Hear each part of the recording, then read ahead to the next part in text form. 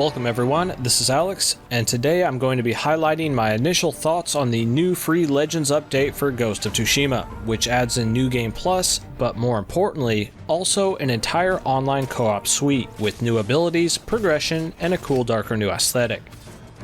Not too often do you get to boot up one of your recent AAA video games and see a download queue which updates and expands the game into what could have easily been an entire multiplayer side story package sequel, but nope, you just downloaded some gigabytes and got it all added into the game you likely already own. More of this, please. I love that kind of stuff as a gamer.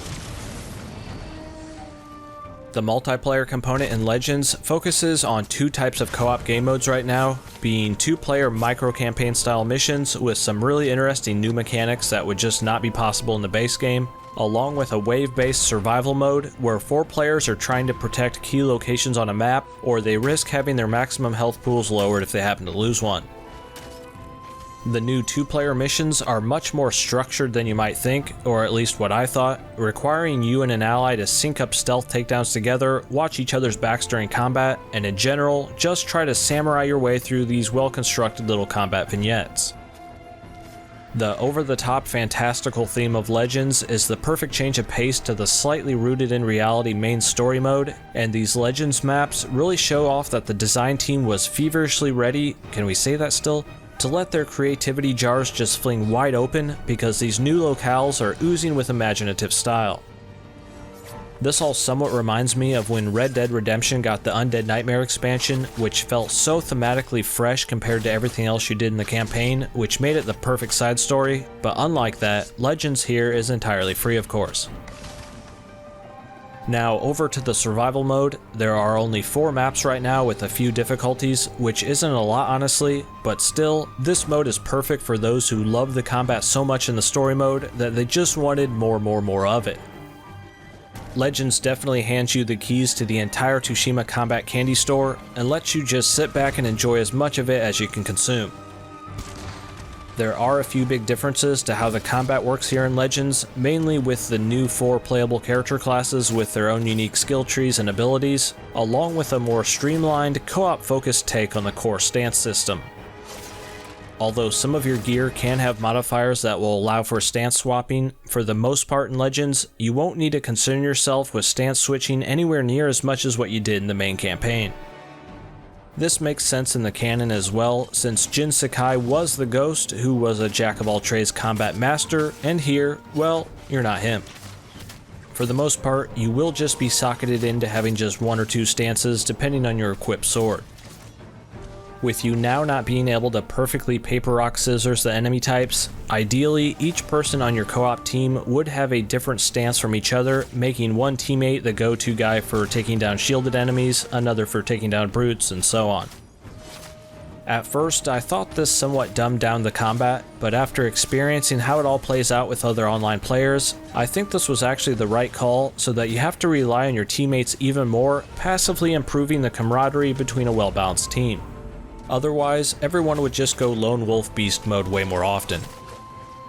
Although yes, you will be using stances less, there is however a larger importance here on using more of your active abilities and items during battle.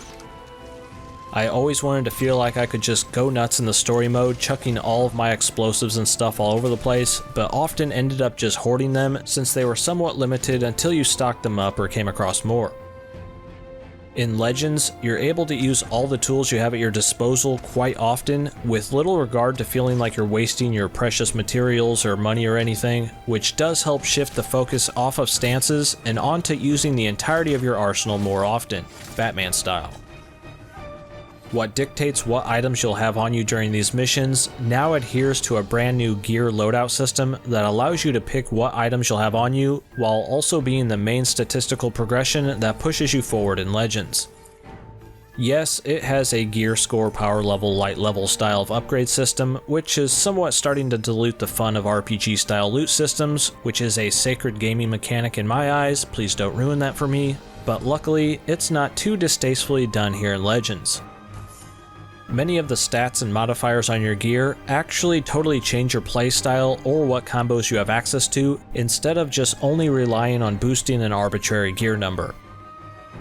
With no microtransactions in sight as far as I can tell, who cares then? It's a decent gear system that isn't trying to trick you into anything, which works for me. As far as the 4 classes I referenced earlier, those are the Samurai, Hunter, Ronin, and Assassin. You do have to pick just one at the start, but after leveling up for a bit, you will eventually be able to swap out to any of the 4. The Samurai is the warrior style class of the bunch, focusing on raw damage and health, while having access to an ultimate ability that is a rapid homing attack on nearby enemies, followed by Spirit Pull, which siphons health from your targets, or you can swap out to the Explosive Blade, which causes a little staggering AoE when you strike. The Hunter is the ranged focus character of the group, no surprises there, having access to an auto-targeting multi-enemy headshot, also having the stagger arrows which do a AoE stun, or the explosive arrows doing similar but with more damage.